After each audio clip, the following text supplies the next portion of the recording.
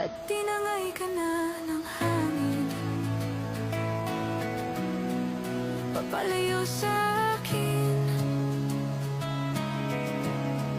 wala nang isipin. Kahibangan ko'y natapos din.